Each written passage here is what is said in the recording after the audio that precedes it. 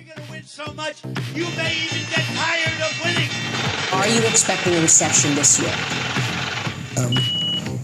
I hate to predict things like that. There is a period of transition. It takes a little time.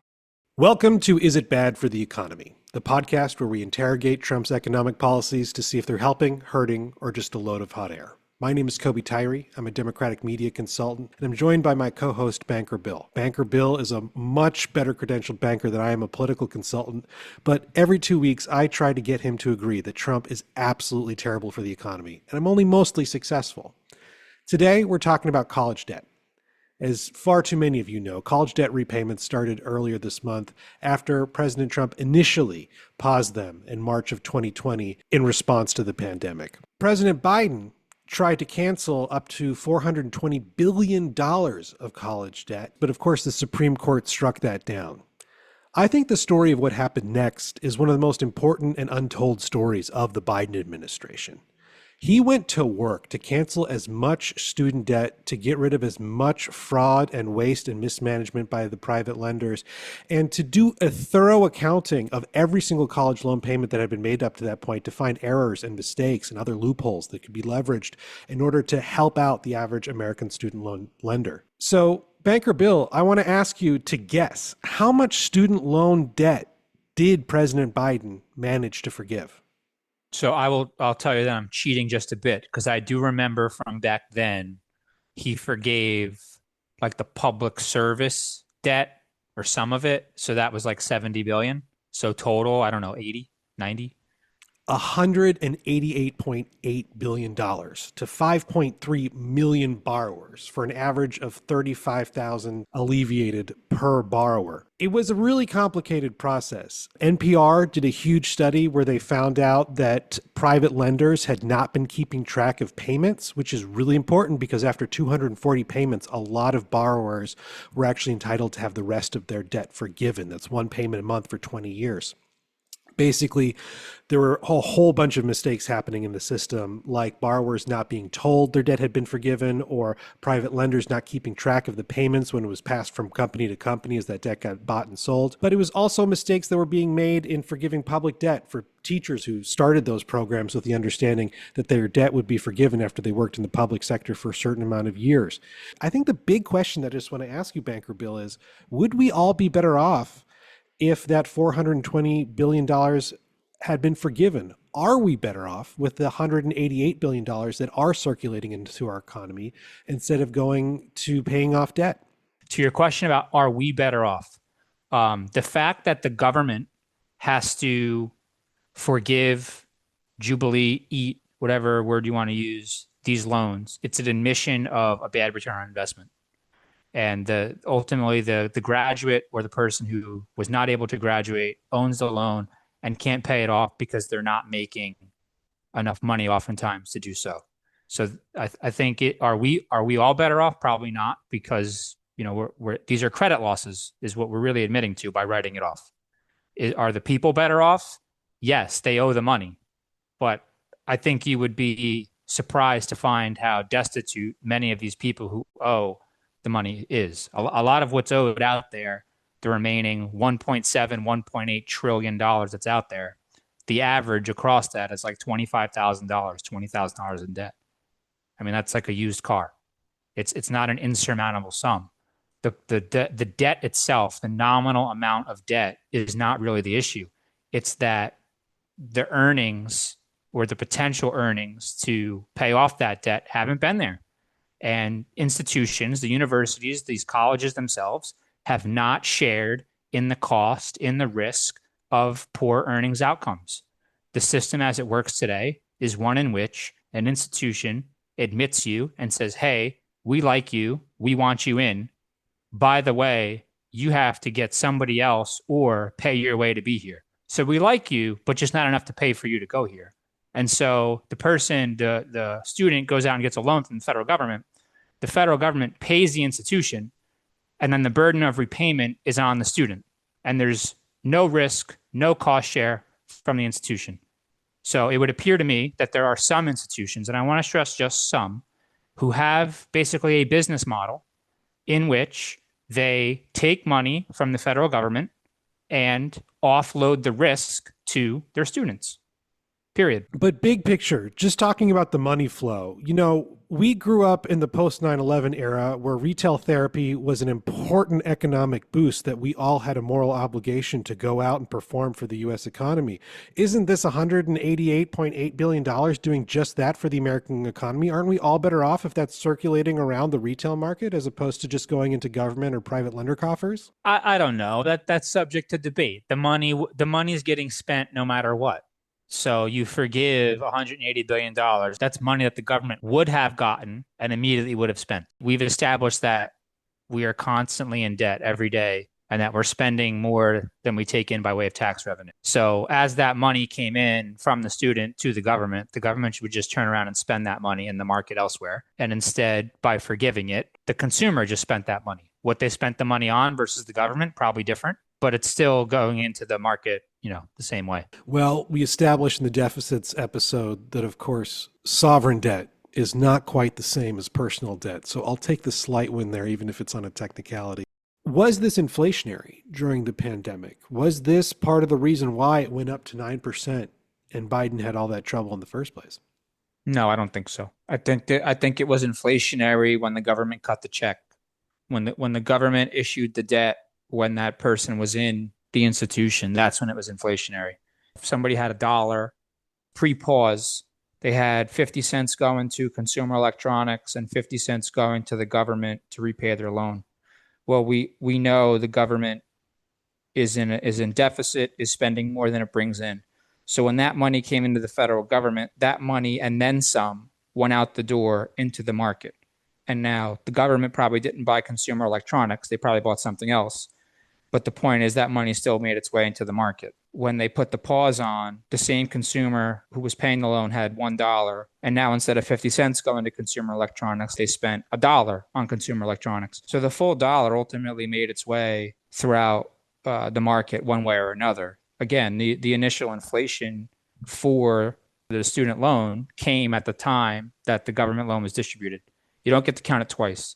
You can't say it was inflationary at the time that the debt was issued, and you can't say it's inflationary if you put a pause on it. What about such an unprecedented sort of turning on of debt, though? Is there going to be a negative economic impact by the fact that a whole bunch of people are going to have to start spending their income on college debt as opposed to consumer goods? Yeah, I think it could just be a drag on certain aspects, right? So what I just told you in my example was, in aggregate, it wasn't inflationary. Now you turn it back on. The person was spending $1, let's say, on consumer electronics. Now they're going back to 50 cents. So that would create a drag versus prior periods. So you would expect some areas now of consumer spending to pull back a bit, while other areas, say, I don't know, defense contractors, government, I don't know, agencies, whatever it is, the government's got a deficit. It doesn't really matter. There may be more money for that, whatever. So it might be certain sectors that are consumer-centric, consumer spending centric. You might see a decrease in that spending that's moderating versus the levels that we saw when there was a pause. One point that you just made me think of, I believe that the best allocator of capital is basically anybody but the federal government. I say that partially in jest. There's some things where I'll concede, but for the most part, right? So I can make an argument that by eating the debt eating it right now is a more efficient allocation of capital, of money in the system, than having it get paid back to the government. And I would say where the error was in the issuance of the debt to begin with. That was the problem. So in a way, I'm crying over spilt milk. But the problem in and of itself is not forgiving the debt. It was issuing the debt. I'll take it. You'll take what you can get on this one. I'll take what I can get out of this one. I want to go all the way back to the beginning. I want to explore 3 narratives about the situation that we've ended up in higher ed and whether those are true or not. And the first one I want to start with is the narrative that when we made the decision, or when the decision was made for us, that our economy was going to fundamentally shift from a manufacturing economy to a service-based economy, the catch-all and be-all of economic prosperity and mobility in this country became the bachelor degree. However, that led to a country clubification of universities, in which they became more about networking and social gatherings than an education, because everybody had to go, regardless of whether academic performance was really what was going to carry them through life. Banker Bill, do you agree with that narrative, or do you think that that's overly simplistic? I think it's overly simplistic. Look, there's more people going to college than ever before. It's in the mid 30s or high 30s. So there's still far more people not choosing not to go to college than are going to college. I think what changed over time was people going to college instead of going to work in the factory. And pulling some information from Statista, it looks like there's probably around 50% of the degrees conferred are bachelors of science, 40% are bachelors of arts, and 10% of others. So it's not like everybody's just getting, a bachelor's degree of arts. And some people want to be pejorative on what a bachelor's of arts degree means and put more weight on a bachelor's of science degree. That's fine. But I'll tell you that if that's the case, then still there's equal amounts or more people getting a Bachelor of Science degree than a Bachelor of Arts degree. Perhaps, yes, people were convinced to go to college who probably weren't a good fit for it. And as I had said, kind of hinting at the risk problem, universities were fine to take them on. Universities got paid from the federal government and then transferred all that repayment risk onto the student. So do you think that this narrative that the lending is predatory, that basically if we're going to build our economy on the decisions of 18-year-olds, that we're sort of getting what we deserve? I don't know that I would call it outright predatory. I would say from the research I did on the Department of Education website, the overwhelming majority of schools or institutions out there are delivering good outcomes for their students. Where I define good outcome is what are the median earnings of the graduating student versus what is the median debt of that student. But there are a number of institutions out there, as I said just a few minutes ago, where it seems their business model is to get money from the federal government, transfer all the repayment risk onto the student, and they walk away fat and happy. And whether the student does well or doesn't do well, they don't really care. Is this big shift towards bachelor degrees, though, part of the reason why universities don't even feel like universities anymore, especially when compared to the European counterparts? It's all about dorms and sports teams as opposed to getting the best education that you can get. What do you think is driving that sort of transformation of the college to a social and cultural hub as opposed to a purely academic one? I think you're romanticizing it a little bit, and there is some romanticism. That's how some of these things get sold. But there are plenty of schools out there that have the big sports teams that are fun to watch and maybe have a reputation as a party school or a drinking school or whatever. And nonetheless, by looking at what does that student earn, what is the debt that it took to earn that, they are delivering good outcomes. And there are likewise plenty of schools that are small and preach this intimate setting, and they're not delivering good outcomes. And vice versa. Big schools that aren't delivering good outcomes, small schools that are delivering excellent outcomes. So, and this is not about, one major versus the other. There's plenty of schools out there that are delivering a bachelor's degree in education for somebody to go be a teacher in a public school and delivering a strong outcome by looking at earnings versus debt. And likewise, there are institutions who aren't. So not the same student, but a student gets a degree in education, goes to work in this state, based on the choice of the school, even though both of those students wind up making about the same amount of money, one school is delivering that for much cheaper in terms of debt versus another. And that's really the issue. It's about the outcomes. Would we be better off if we were doing the Pete Navarro thing and we went back to the manufacturing economy where we have 3 generations working in the same factory and nobody has to worry about college debt? They just have to worry about rent and a mortgage. Would we all be better off, or are we better off with a workforce that's as educated as it is? Yeah. Have you noticed that Pete Navarro's been sidelined recently? Where's he at? Where's he been? What section of the White House has he been hiding in? He didn't go to Geneva last week, did he? No, he wasn't there. Anyway, no, I don't agree with that. I think, look, Americans started in the fields. We then moved into the factories. Then we moved into the offices. Now we're basically in the cloud. We have, by our systems, migrated up the value chain for the jobs and the careers that pay the most.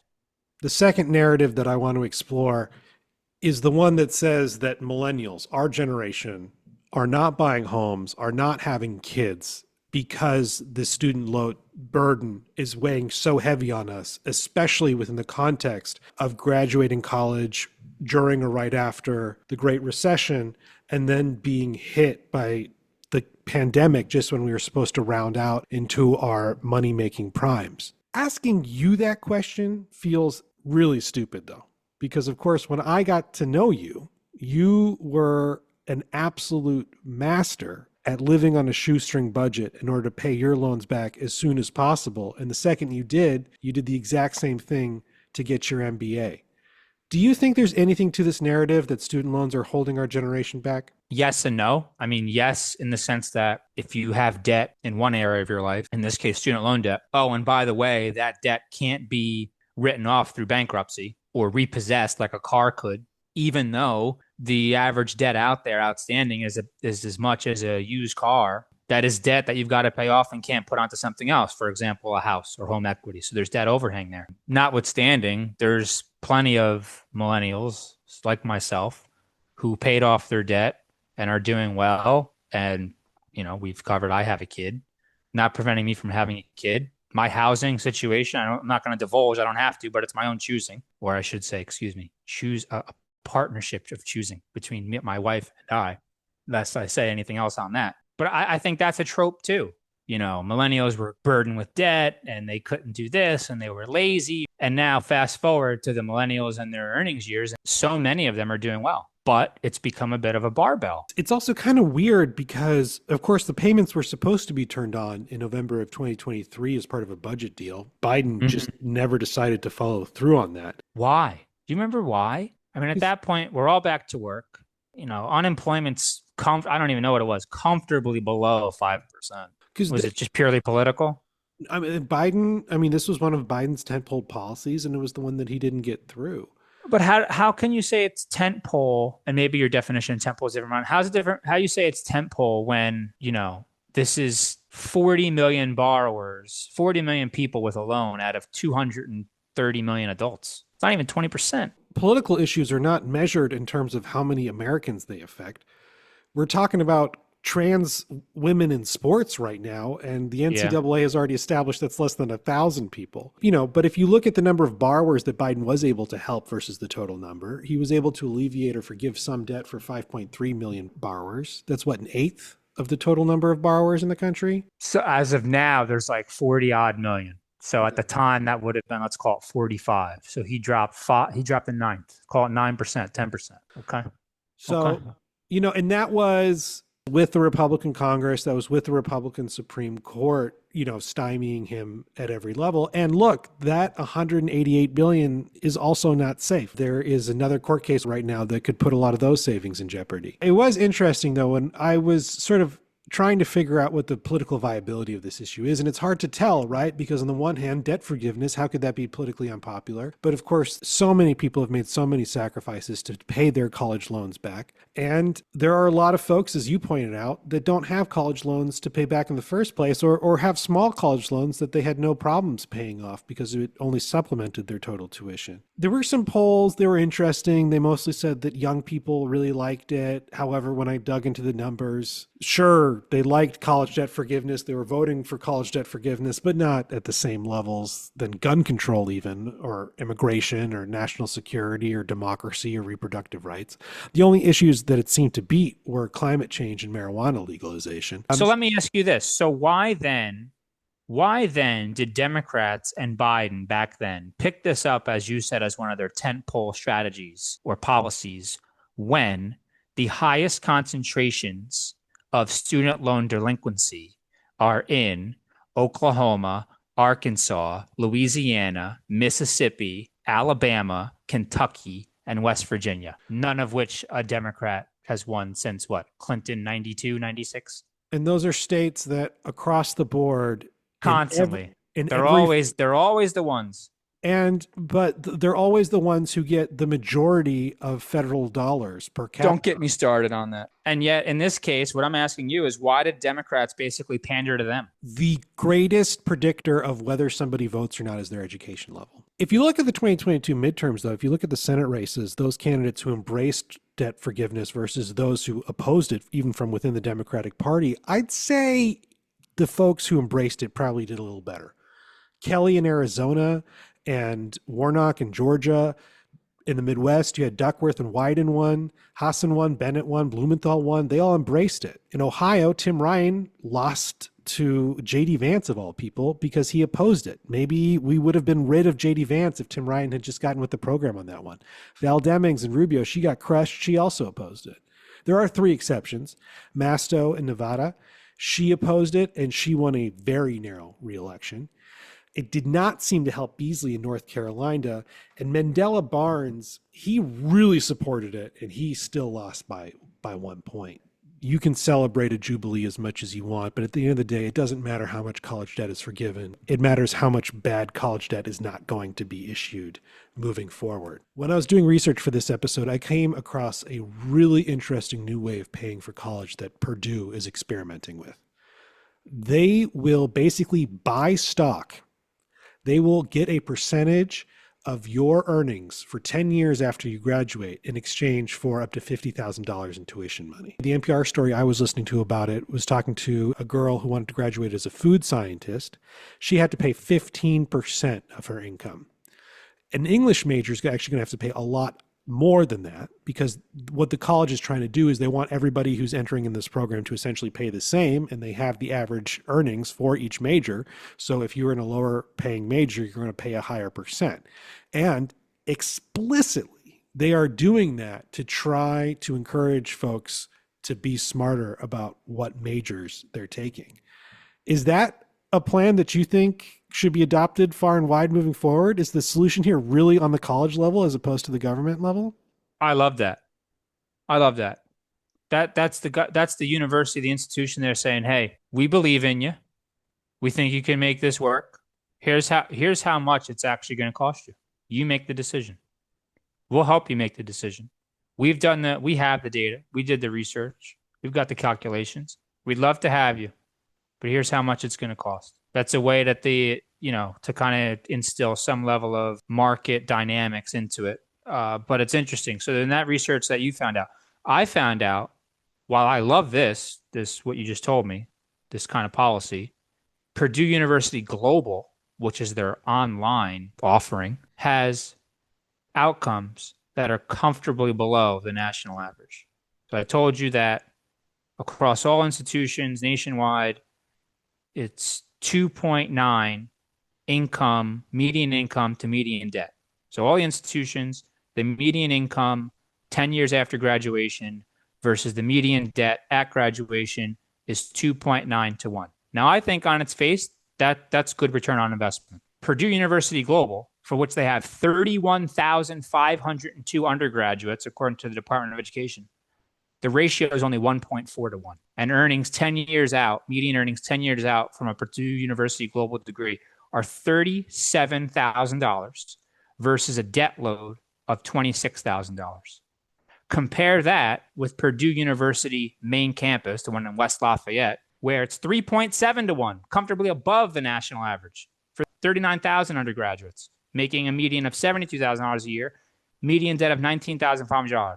I threw a lot of numbers at you. The takeaway is this: Purdue University Global program is a diploma factory and serves to profit. And serves to profit by taking money from the federal government into its coffers and sending the student off on their way to pay it back. Or otherwise to subsidize those students at Purdue University main campus. I don't see how you can come away with any other inference. So while I applaud them for taking on what they're doing and assigning some metrics to it, are they going to do that for their ostensibly cash cow online program? Let me ask you a question that neither one of us is qualified to answer, but I would appreciate your take. Those folks that are going to Purdue Global, should they be getting a bachelor's degree from a more ethical program with more ethical lending, or should they be doing something else? Should they be getting an associate's degree? Should they be going to trade school? I'll answer it a different way. Chances are, based on the Department of Education data that's publicly available for everybody, they could do a hell of a lot better making more money with less debt than Purdue University online, Purdue University Global. I guess the question that I'm trying to ask you, at the end of the day, is the problem bad loans or too many loans? Bad loans or too many loans? That's interesting. Let's take it this way. Universities improve outcomes. The debt stays constant. Outcomes are improved.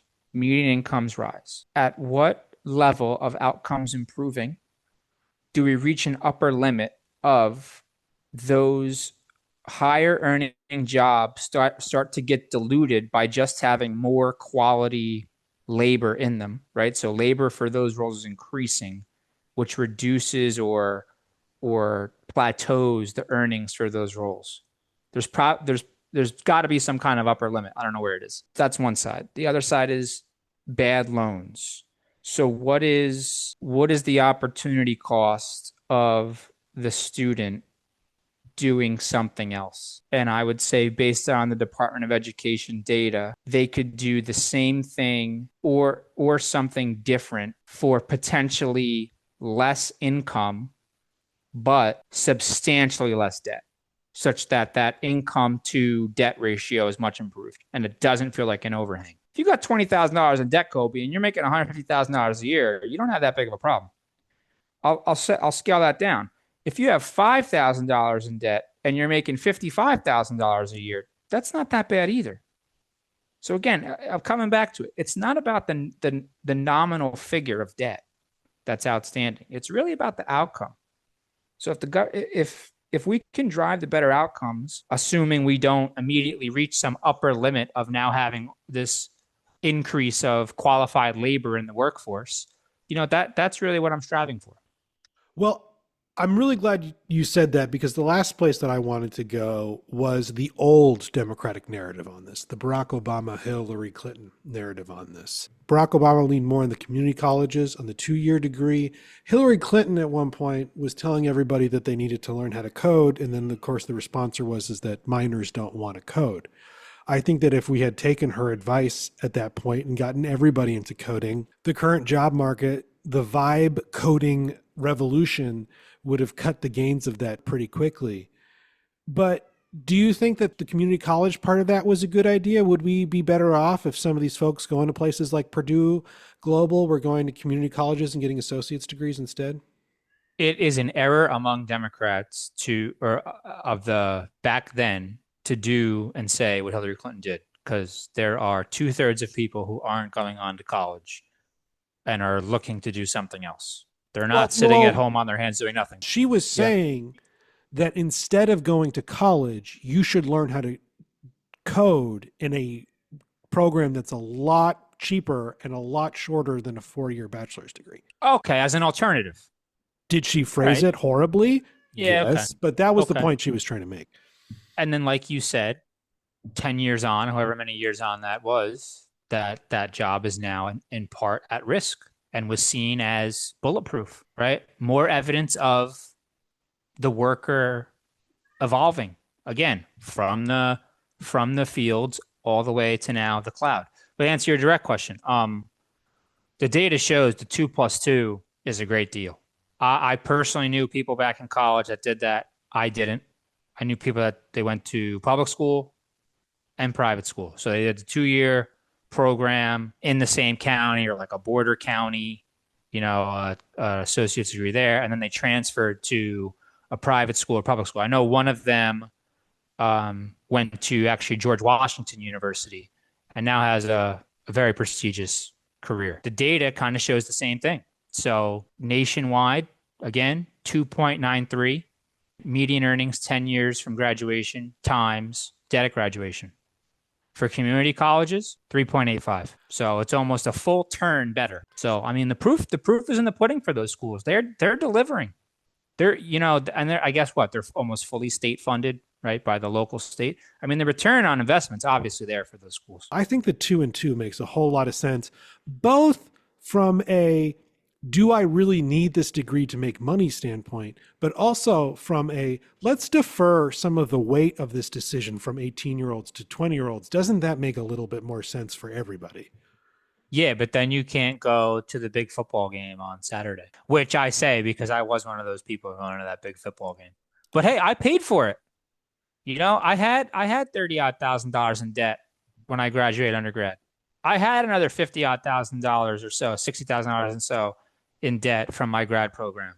And fortunate for me, I made it work for me. And the outcome I had was good. The earnings outcome I had was good. So I was able to service and pay the debt off.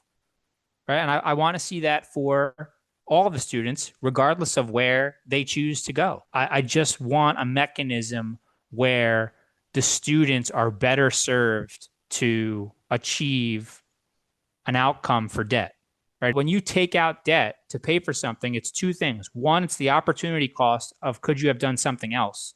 And two, the cost of the debt. You actually have to pay it back. So, I would advocate for something like what we have for small business administration loans, where someone goes to a bank and they say they want to apply for a small business loan through the Small Business Administration, and they jump through all those hoops with the SBA, and then the lender, the bank, gives them the loan. And what happens is, as long as they jump through all the hoops and everything, if the person defaults on that loan, the bank goes after the borrower first. If nothing else can be gained from the borrower, the bank can get 20% of the original loan back from the government. So in this way with the SBA loans, right, the process, the framework that we already have in place today, you have three parties sharing in the risk. You have the borrower, the bank, and the government. Today, in higher education, we have only two of the three parties sharing in the risk. That's a problem. So at the end of the day, let me ask you, is Trump turning the payments back on bad for the economy? No, I don't think it's bad for the economy. And I think if we want to see change in student loans, then we need to pursue a change in how we administer them going forward. There's externalities and trade-offs to all of these. Any proposal will have them. I think just blanketly forgiving student loans altogether would probably be a net negative for the economy, because it would be yet another demonstrable instance of the United States not taking any kind of debt burden seriously. And if you did instead forgive the debt, but also signal that you're preventing that reoccurrence, maybe they net out, right, to even, where one's better for your economy going forward because you're fixing the problem, but at the same time, on the backward-looking stuff, you're writing it off. But just writing the stuff off as a giveaway or as forgiveness without addressing the problems that got you to that spot, no, I think that would be demonstrably bad. That's a poor outcome, I think, for everybody, except the institutions. Definitely not a bad outcome for them. Well, I completely agree that we need a holistic solution here. We need a comprehensive strategy, and we absolutely need to get at the root of the problem and not just the symptoms. But the idea that forgiving college debt would at all diminish our economic standing on the international market strikes me as insane, when the federal government is already in the habit of forgiving debt, especially to businesses.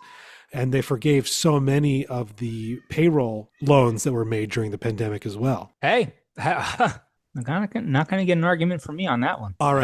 I don't think forgiving those was good policy either. What was the cost? Not to separate it, but what was the PP loan cost to the government? I don't know. I think you probably have to ask Brett Favre. I'm just glad that we made it through this conversation without bringing the word fair or fairness up once. Not about fairness. Plenty of people are having that conversation. I think it's an important conversation. I think people's feelings about fairness in this issue absolutely matter. But that's a different podcast. This is the podcast where we ask, is it bad for the economy? And we're so happy that you decided to spend another half an hour with us exploring that question. Check out isitbadfortheeconomy.com. Share it with your family and friends. We're on Spotify. We're on Apple. We're on all of your favorite podcasting platforms, and we appreciate nothing else in those 5-star reviews and those comments on Spotify. Thank you so much for joining us. I think Banker Bill had one last thought before we sign off. Yeah, real quick, because you dropped the bombshell. Okay, it was about $800 billion. I don't know how much they forgave. They forgave 92%. Dude, there was so much fraud in there. Unbelievable. We're going to win so much, you may even get tired of winning. Are you expecting a recession this year? I hate to predict things like that. There is a period of transition. It takes a little time